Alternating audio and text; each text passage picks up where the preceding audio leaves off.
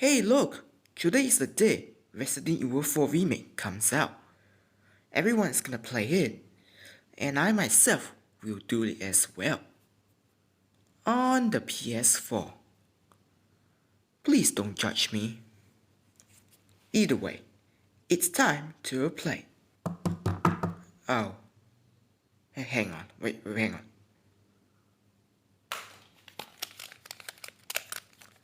Oh. I completely forgot. The 6th generation marks the end of another era for gaming. Sega left the console market after the failure of the ambitious Dreamcast. Nintendo also suffered with the mixed reception of the purple lunchbox. A new challenger arrived in the form of Microsoft Xbox, leaving with Sony to be the only back-to-back winner of the console war thanks to the PlayStation 2. Skip forward to 2005 where the next gen arrives and things changes drastically. Xbox 360 takes the lead of the console Grand Prix. Nintendo was on a redemption race with the success of Nintendo Wii. PlayStation 3 stalled at the grid with the race strategy that backfires them. It was also at the point when handheld was starting to become a norm. Nintendo already pioneered the sector with the Game Boy saga, destroying any competitions along the way. Just like Ferrari dominating over the years, their newest invention, Nintendo DS, is no slouch either. The roar of pole position never seems to fade away. Going into 2004, Sony is basically the Renault, entering the arena trying to dethrone the king.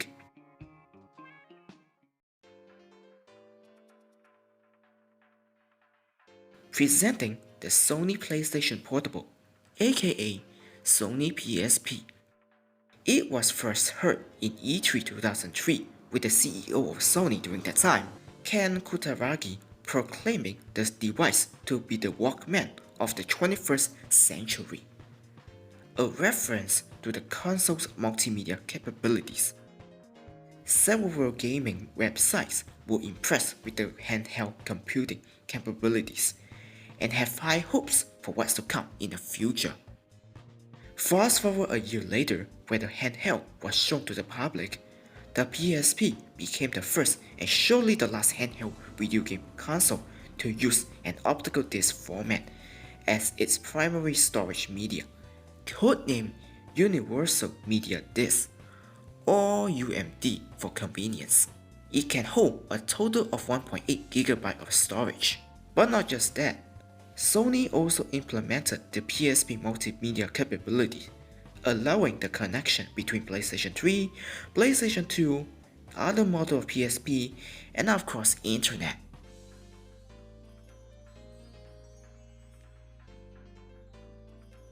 Aww. The PSP made its debut on December 12, 2004 for Japan with a price tag of 19,800 yen, and for the first 2 years, the PSP was able to match the sales of PS1, Xbox, and of course the DS.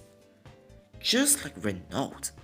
However, it falls downward and in the end, stays outside of the top 10, never to score any points. It was followed by the release in US on March 24, 2005 with a price tag of $249, which is today. Wow, what a special day to talk about PSP. The PSP would then went on to receive a bunch of games on the system until it was discontinued in 2014. A whopping 9 years. It had a long run and a memorable run as well. In case you don't know, I actually owned a PSP in my lifetime. Around 2011, when I was still in school, I got a good result for my final exam, and because of that, my family decided to buy me a PSP as a reward. You could say I am spoiled, but mind you, Everyone around me was asking or already using smartphones, and here I am, enjoying my little portable device. I made a promise with my family previously as well, so that clears up any confusion. I actually bought a good amount of games. I don't remember the exact amount, but I think it was somewhere around 15 to 20. The PSP already came out for a long while, and at that time, internet weren't that big yet, which means most games are really cheap, so my family can afford most of it. And because of that, I was exposed to a lot of classics that you can find on everyone's favorite list. At one point, I actually got so addicted to the game, and obviously, it didn't take too long for the patty to hit the fan. Often I always get into argument, especially with my dad, and occasionally he ends up grounding me and my games, not letting me touch it for a few weeks or more. I was a problematic child back then, so I take the blame. Anyway, one day I got into another argument, and it was so bad that I have to sell my PSP to avoid my further addiction. It was so bad that I just completely forget how to operate as a human being. I sold the PSP, and in return, I contributed to my family income. Not directly, but somehow continued to contribute it. So yeah, I actually contributed to my family, so I'm not really a bad person after all. I never seen or owned another PSP ever again. It wasn't until recent years where I decided to try recollecting those games that I played in the past, and of course, I can only get like few games based on my budget, and I guess I will live with that. So today, to celebrate the 19th anniversary because I'm too lazy to wait till next year for the 20th full anniversary, I will be talking about games that I spent the most time on back then. I want to talk about some moments from each games, and instead of long reviews, you can say this is a nostalgia trip, which means yours and mine will be different, so respect my opinion. You got yours? Comment below. Anyway, take a seat and let's begin.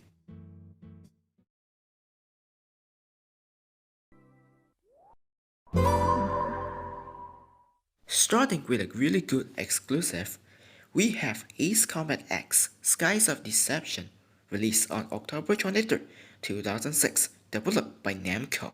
In case you don't know, this is a prequel to Ace Combat XI, Skies of Incursion, which came out 3 years later on iOS device, which I already talked about last year. The interesting story, the engaging war, are the reason I was hooked to the franchise. So when I found out there was gonna be a new Ace Combat game on PSP, you bet I'm gonna get it. Ace Combat X takes place in the year 2020. See, even the lizard thinks 2020 is not a good year in the world of Strangeville.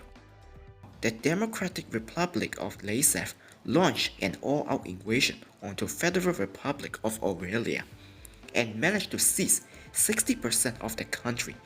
In response, Falco Squadron, which consists of 3 members, was sent to stop the impending forces, but eventually they were disbanded. Fast forward 10 days later, you take control as Griffiths 1 as part of the Griffiths Squadron to turn the table around. I meant just myself because all of my friends are dead. Rest in peace, Rick. I will miss you. Ace Combat X traditionally plays like the console counterpart. In case you don't know, the Holy Trilogy were regarded by the Nuggets in Aces to be the best in the series, and I'm glad they never deterred from anything here. You got your dialogue, you got your mission, you got your plane, you got the drill. Shoot everything, complete the mission, and try to save the day, because that's what the Aces always do. Just because the game is on PSP doesn't mean the game will suffer in terms of graphics and limitations. The visual itself still holds up pretty well even in 2023. No pop-in, no blocky texture, no screen tearing. Most importantly, it runs at a solid frame rate. Namco really understands the architecture of the system and uses it as a guideline to make a smooth experience. Ridge Racer, the launch title, was able to demonstrate the full potential of PSP, and Ace Combat X is no slouch either. Regardless of where you fly, the game never struggles to run at its full potential. The environment around the map looks highly detailed, not as detailed as the trilogy, but good enough to be considered good. Thanks to the immersive presentation along with the nice looking environment of the surrounding, you won't feel bored playing the game.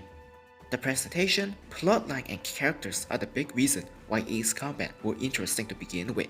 Each games have their specific theme that draws your attention the more you look into it. Ace Combat X throws you into the futuristic world. From the menu to the briefing to the mission, you will understand what it takes to love the game. Like any other canon Ace Combat, you play as a new silent protagonist codenamed Griffiths 1, aka Nemesis, aka Southern Cross. Oh, he is a Brit. Small detail like this is why I love the series as a whole. The way the enemy talks about you, the way your ally rooting for you, it all culminates into one big legendary meme. It all culminates into one big legendary myth. Gameplay wise remain as authentic as the console games.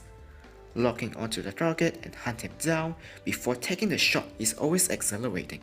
What's unique is the game being non-linear for the most part. Depending on your decision, selecting the mission will lead you into a different scenario. Sometimes you can do this mission and the outcome will be impactful in the next one. The mission structure can change the situation from bad to good, vice versa. You could be fighting the Galipnir. There's this one where you have to fly low to avoid the shockwave attack, and this one where nothing really happens, or this one where you have to break the ice block for the submarine to go through. This is the Naiad! The way they created the mission really increased the replayability itself, and I really enjoyed it. Apart from this and AC3, the Japanese version, the rest follows the linear path. Really hope Ace Combat 8 will implement a branching pathway as well. Please Project Aces, please? I'm not gonna spoil too much into it because you need to play the game. It's as good as the console releases, but sadly, no much pay attention to it. Another solid entry in the Ace Combat series, and Namco knows what they were doing. Moving from a game about playing that is good to a game about playing that is mediocre. Afterburner Black Falcon is released on March 20th, 2007. What a coincidence. It was published by Sega, but not developed by them. Instead, it was handled by Project Moon Studio, a studio that wasn't known for making games about flying planes and destroying stuff. Back then, Black Falcon is the first time that I experienced Afterburner. It wasn't until many years later that I tried out Afterburner, mainly the second one on an alternate arcade system. It was a fast-paced shooter where you pilot a Tomcat, weaving everywhere to dodge enemy projectiles and escape out of the danger zone. It was pretty addicting, much like when John Connor plays it. Anyway, I used the experience to play this game, and compared to my past self, I don't like this game. It shows crystal clear, considering it was not handled by Sega, who knows the inside out of making a good game. Throw the project to Project Moon, and you got this. You can choose between the 3 pilots with different backstories, but I just need one to quit the game. You then can select up to 19 available planes to take to the sky, and I only need one before quitting the game. Oh, there's also the A10. So that's that. The game presents itself with comic style animations, which is okay I guess. It makes it more stylish in a way or another, and I quite enjoy it. And I really wish they kept it for the rest of the game because it surely will make the game look more vibrant. Because, oh my Tomcat, it looks really uninteresting. The backdrop looks like a washed out painting that you put in the washing machine as it looks bland and uninspiring. You got your blue ocean, desert, mountain, canyon, above the cloud, all of the scenery, but they look really generic at first glances. It lacks the color tone to make it more vibrant.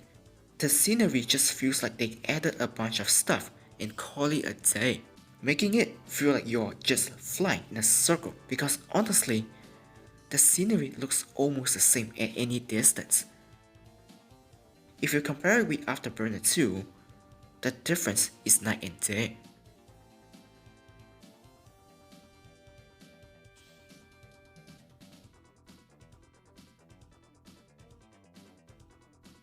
What's worse is that some of the missions can take a while to complete, and failure to finish whatever the task given will result you in repeating the task all over again. Each mission have an important objective that you need to complete in order to advance to the next one. You are also accompanied by a couple bonus objectives that grants you more money should you collect them. The money you collected will be used to buy new planes, add new weapons, or even put on new paint job. The gameplay as a whole is still fine. Your plane controls well enough that you can fly around and fire your weapon at ease. The whole element of Afterburner is still here, but the aforementioned boring graphics and forgettable soundtracks really make you want to turn off the game as soon as possible. Afterburner Black Falcon is not a bad game, but you can see the result when it was not under the hands of the folks at Sega. I don't even know why I enjoyed this back then. My taste is bad. Moving away from planes, let's talk about cars such as racing game. I did play some of them, and you might know which one I'm gonna be referring to, but there's another one that I don't hear people mention. Asphalt Urban GT2 is released on March 23, 2007. Developed by Gameloft. Everyone with a phone definitely know who Gameloft is, and frankly, what is Asphalt all about. Asphalt is what happens when you blend Need for Speed and Burnout together to form a tasty apple smoothie. Your basic mechanic is to drive fast, avoid traffic, use nitro, knock down driver, and win races. Simple as that. That's basically all you should do here, and if you play Burnout, you know the drill already. Hence, this is the first out of the 3 reasons why I'm not talking about Burnout in this video. Like I said, Asphalt is a cheap copy of Burnout, but there's something that Burnout don't have, which is real life cars. I guess manufacturers were okay with their cars getting destroyed in a game back then. I miss the good old days. All of which can be unlocked upon dipping your toe into the career mode. You do a bunch of races across different locations similar to Burnout. You win them, get some cash, and use them to upgrade newly acquired cars. The more mayhem you cause, the more money you earn, and you can pick up money on the track which lies motionless in the middle of the road. Considering this is a hybrid of Need for Speed and Burnout, you bet your nitro there will be cops. By filling up the wanted, anyone remember the wanted? You then manage to piss the cop off and decide to go after you. If you get caught though, you lose all your money. The main attraction though is the inclusion of nitro bottle scattered across the track. Pick them up, or you can crash someone out, which is not hard to do, and you can fill up the meter and away you go, going at full velocity. It's pretty addicting for me at least. The joy of hitting the speedometer, knocking down anyone next to me is so satisfying. Until you run out of juice, and the game just becomes a chore.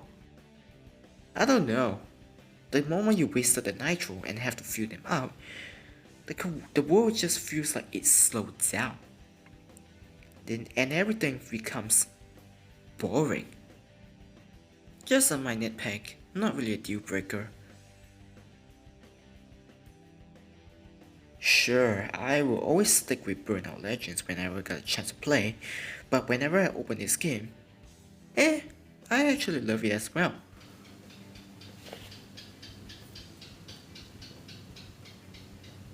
See, even the lizard agree this is a good game.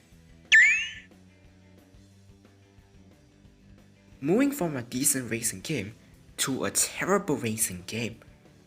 I myself is a Need for Speed fan, and yes, I still think Most Wanted 2005 is the last good game in the series, but sometimes I also think Hot Pursuit 2010 is the last good one in the series. I want to go further, but because I don't want to attract some brain-dead fanboy to attack me in the comments, I think I will stop here. Anyway, my first Need for Speed game that I got for the system is Need for Speed Shift, released on September 15, 2009. Yay, look, my friend's birthday. Developed by EA Brightlight and published by EA. Need for Speed Shift is an attempt to make the series into a simulator because everyone wants to grab the small piece of toast of Gran Turismo. Here I am with a PSP. It will be the same thing, right? Now, what I got here is so different that I almost couldn't differentiate between football or soccer. It is that different. And if you say this is Need for Speed Pro Street, congrats! You are correct, and you get nothing. As you can see here, you got a ladder to climb, and each classes contain some bosses. And also, each classes also contain a bunch of events you need to do in order to progress. You're also equipped with a nitro that runs out upon using it, just like Pro Street. I actually think Pro Street is not a bad game after all, so it's gotta be good as well, am I right? No. Right when the lights goes out and away we go, you will notice a really big problem within the game. It's not Need for Speed Shift. It's not Gran Turismo. Instead, it's Burnout. Yeah, you know Burnout. The way you turn your car, the way you drift, the way you crash, it's literally Burnout. To be fair, I got nothing wrong if a game is inspired by Burnout, but when the game disguises itself under another type of game which has popular name to it, this is just bad. This right here is the best worst example. Forget about being a good driver, you might as well be a reckless driver, but at the same time, you also want to be a good driver, because let me tell you, you don't want to crash all over the place. You will be accelerating, then tap the brake to drift all the time, removing any realism left within the game itself. And upon further research, it turns out Brightlight also developed Burnout Dominator, which I already covered as well. And that's the second reason why I will not talk about Burnout in this video. And it seems like the developer just used that Burnout experience and applied it here, while also drawing inspiration from another game. Meaning, inspiration is non-existence. No sense of creativity or exclusivity within the shifting mess. For the entire course of the game, you're gonna drift around like an idiot and crash most of the time because the control here are somehow worse than Dominator. It's not to say the whole game is bad, as there's some redeeming value. For a PSP game released in 2009, it looks good. The graphics weren't that bad, and you can see Brightlight attempts to make a game specifically for the handheld. The presentation looks very stylish despite being a Pro Street clone. Overall, I don't recommend this game on the PSP due to the awful controls and lack of originality. I don't understand why I even like this game in the first place. Alright, now for something different. I told you all before I don't like sports. Mainly football, but it's a whole different story back then. One day I actually got myself a football game. but not just any typical football game. It's a game about football on the streets.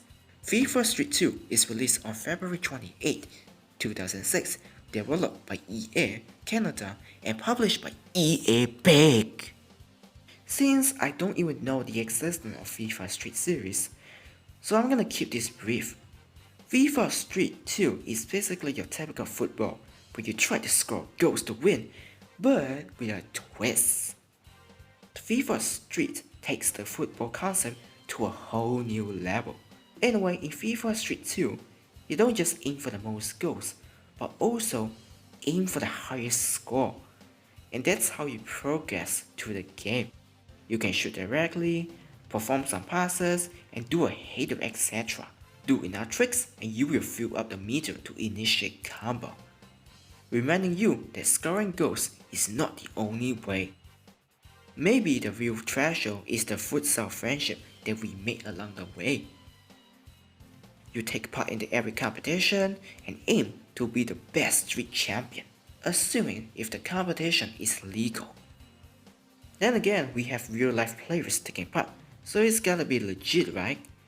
You got David Beckham, Ronaldo, this guy, and other players that I'm not sure if they are real or not. Playing this game in 2022, you know what, I actually enjoyed it. Coming from a guy who never cared for football, I actually had some fun with this. The game is very fast paced and intense enough when you try to score a goal.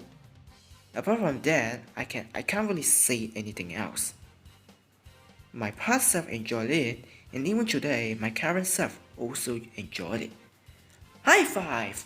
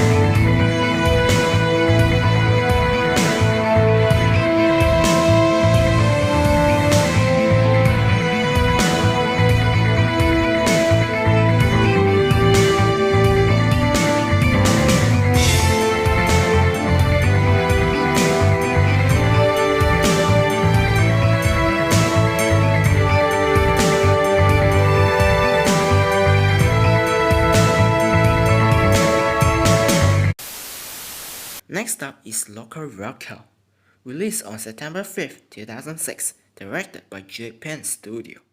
First off, what can I say? This game is completely cute.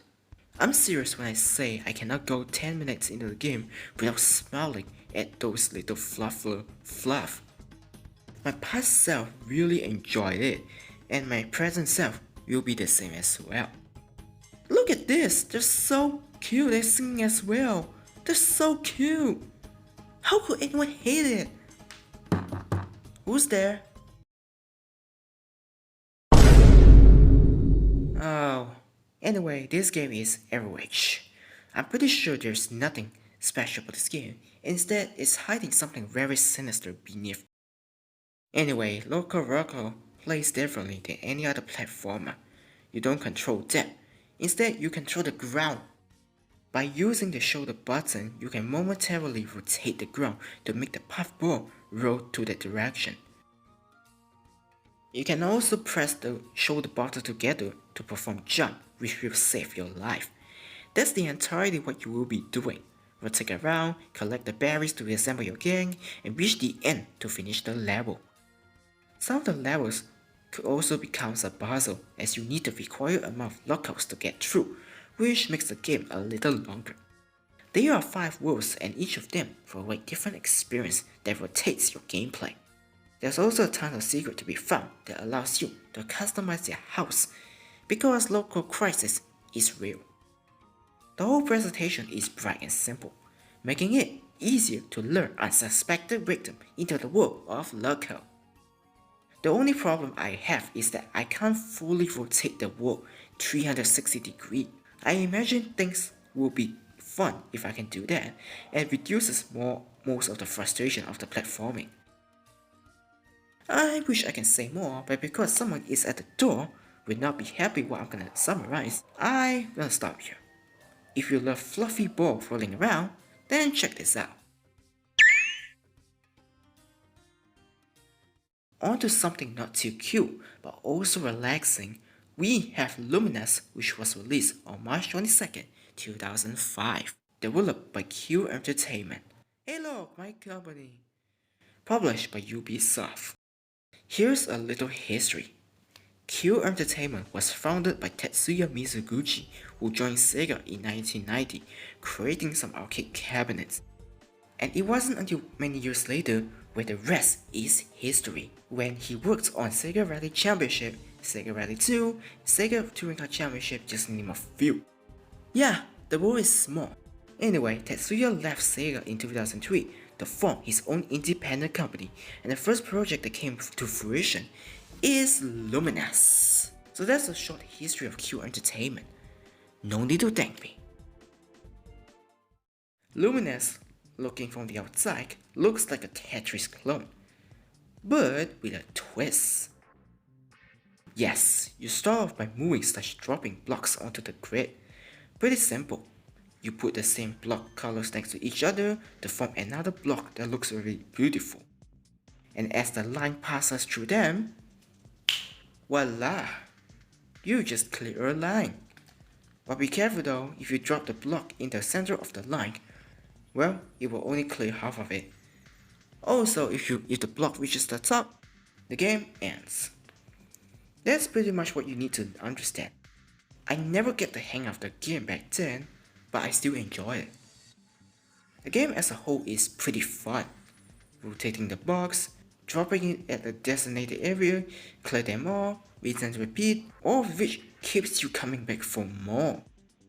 You got different modes, starting with puzzle mode, as the name suggests, asks you to perform specific tasks, all of which I fail to do because I'm terrible. Versus mode, where you can compete head to head with another player, which makes you even look like a terrible player. And challenge mode, the blocks and potato of the game where you can unlock more content. Playing the mode will let you unlock new soundtrack and backgrounds, further increasing the replayability of the already addicting game. The colors are vibrant, gameplay is fun, and as a launch title, it's actually a game that is worth getting.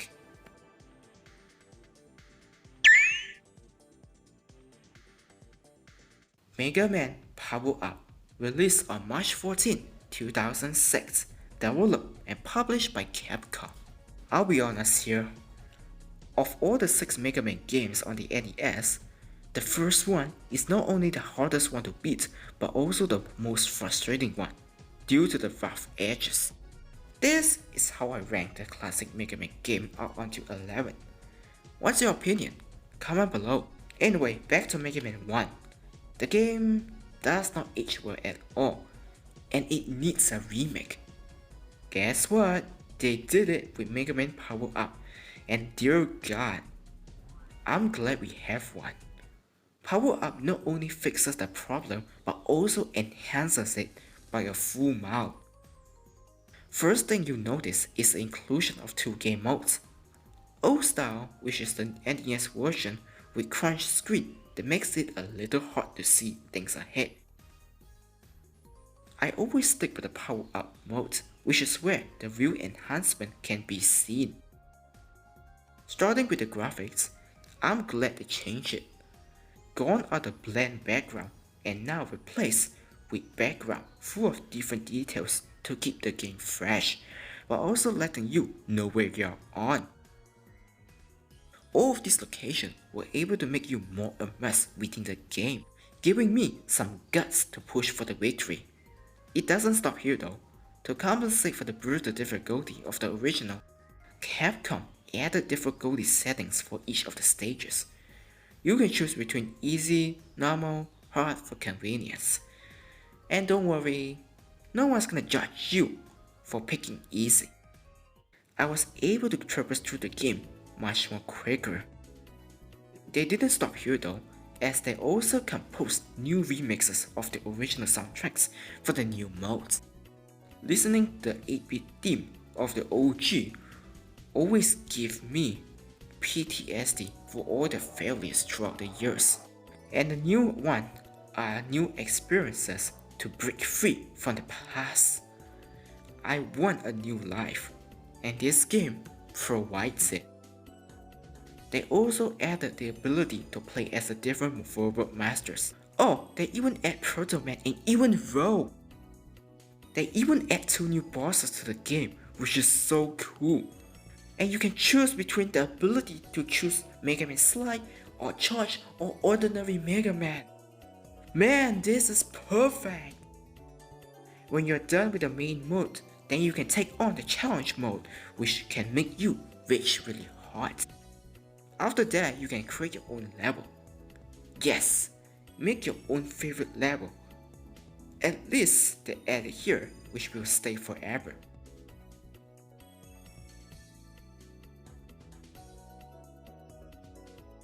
To add more variety, the game also have voice acting, which I find to be really cringy as I grew older. But hey, you can see they try to add personalities for each robot masters and characters, which is really cool. Mega Man Power Up is straight up perfect. It improves on all the flaws of the first game and make it an enjoyable experience.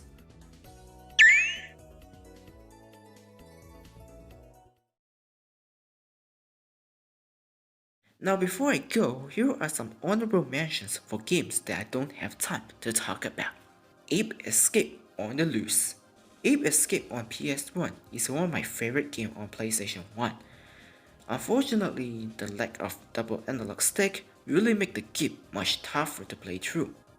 Burnout Legends. I already talked about this last year, so that's the third of the 3 reasons I did not include into this video. Dexter. Jak and Daxter is a game I really enjoy on PlayStation 2, and Dexter is not too shabby for the PlayStation Portable. Controls are good, story is interesting, and Dexter is pretty likable. God of War Chain of Olympus. Admittedly, I never played all of the God of War games, but a few of them are good when I tried it, especially this one. I really wish we got more of these games instead of the cutscene snooze fest of the recent title. I want an action game, not a movie. GTA Liberty City Story and GTA Chinatown Wars.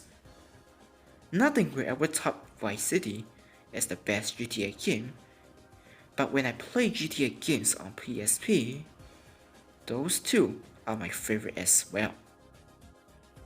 Metal Gear Solid Portable Ops and Metal Gear Solid Peace Walker.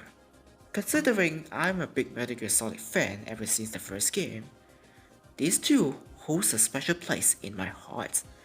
I personally don't think Portable Ops is bad to begin with, and don't understand the hate behind it. Peace Walker is 10 out of 10 masterpiece that needs no explanation, up there with Snake Eater. Midnight Club 3. It's way better than Need for Speed Underground 2. Yeah, I said it. Ratchet & Clank Size Matters. It's part of my nostalgia, and while everyone hates it due to the unfair AI and tedious grinding, I still enjoyed some part of the game. Outrun 2006. Hands down one of the best racing game ever created in the history of racing game. Driving your Ferrari across different locations while drifting is so satisfying, but one thing I don't like is how rare the game can be.